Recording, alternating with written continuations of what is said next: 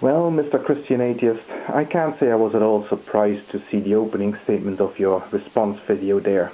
Not at all. It was exactly what I would expect from somebody as young and naive as you are. Somebody who still thinks that shouting sticks and stones, calling somebody names, using a bit of crass and foul language indicates hatred. Nothing could be further from the truth.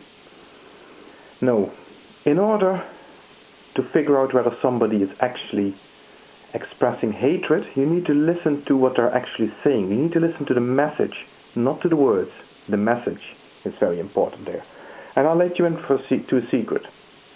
Hatred can be recognized when a person expresses a desire for another person to come to harm. Once you start hearing that, you know you're listening to true hatred. Now I want you to do something before you continue here, and that's listen again or watch again my last video. And look at the language that I'm using there. Look at what I'm saying there, rather.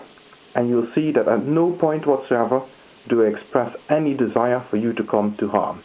Indeed, I would not want you to come to any harm. So even though my opinion of you is incredibly low, I will admit that readily, but I do not hate you. Not at all. Your video, on the other hand, is a textbook example of hidden hatred. No matter how much you try to avoid to use expletives and bad language, with every sentence you utter, I can see the naked hatred. And it's not just by you saying that hell awaits certain people. That is obvious, an obvious statement of hatred. That's an obvious statement of your desire to see somebody else come to harm. And that's what it is, desire. Because you are still not presenting any convincing evidence. And convincing evidence, my friend, is evidence that convinces the person opposite you, not you. Convincing evidence that what you're saying about hell is real, and as a result, we must come to the conclusion that your belief in hell is not the result of rationality, but is an expression of an emotional need.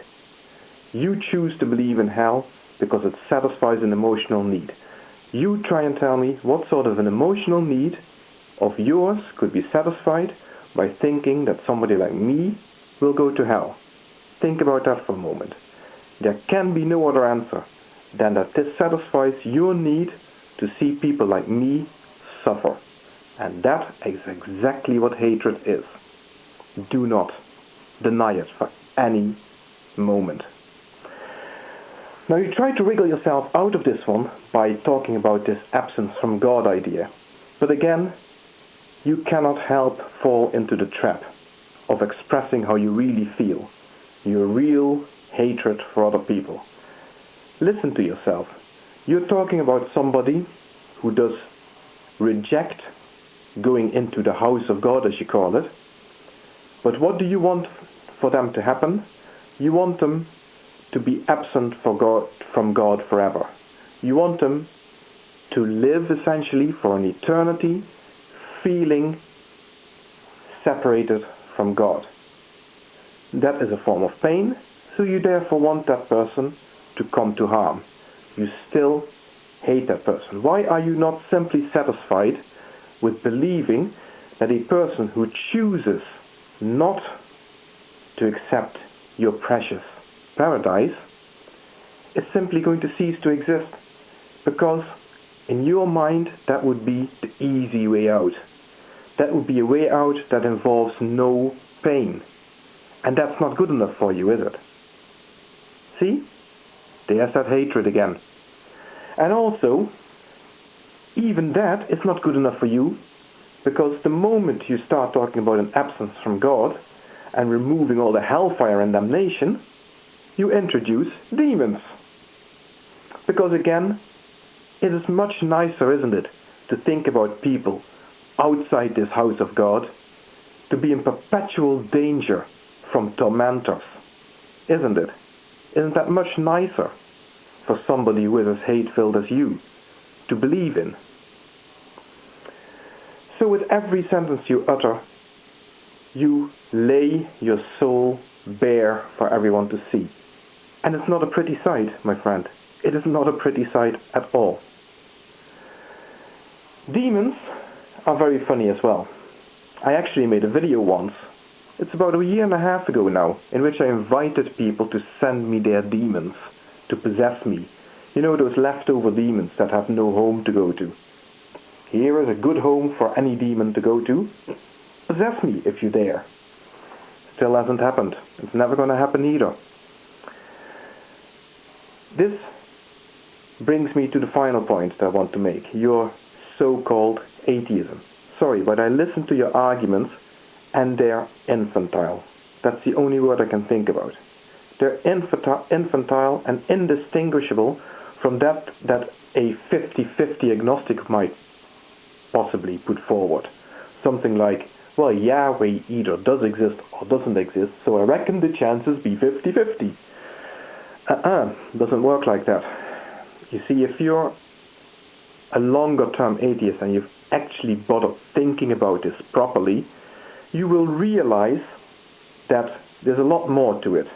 When I listen to you, I listen to somebody who is annoyed with an existent God, is annoyed with that existent God for not giving you the evidence for its existence that you would like to see.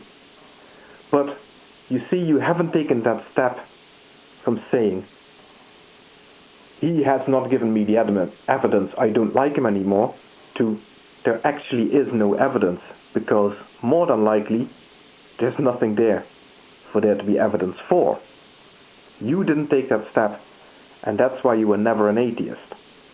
A real atheist, a more sophisticated type of atheist, rejects more than just God because there is no evidence.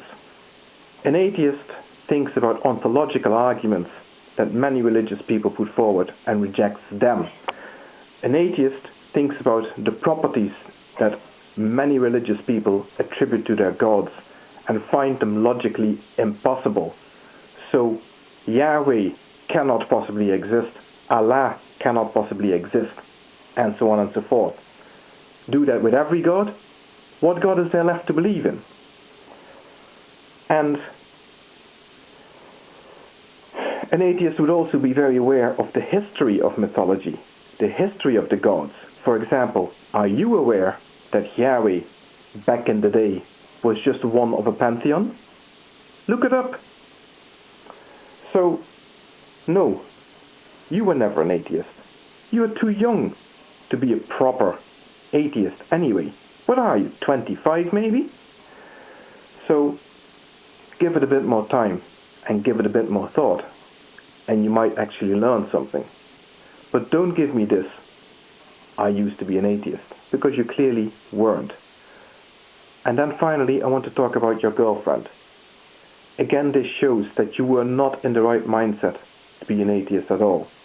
You immediately accept what she's saying about seeing ghosts, being able to see the future, all this paranormal nonsense, without any question. It never crossed your mind to say, could there possibly be alternative explanations? Here's one that I can give you off the top of my head.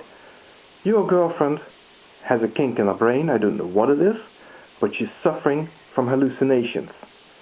She then convinces herself that she's got an imaginary friend, and through the power of suggestion manages to suppress the hallucinations to the extent where she believes she's no longer suffering from them.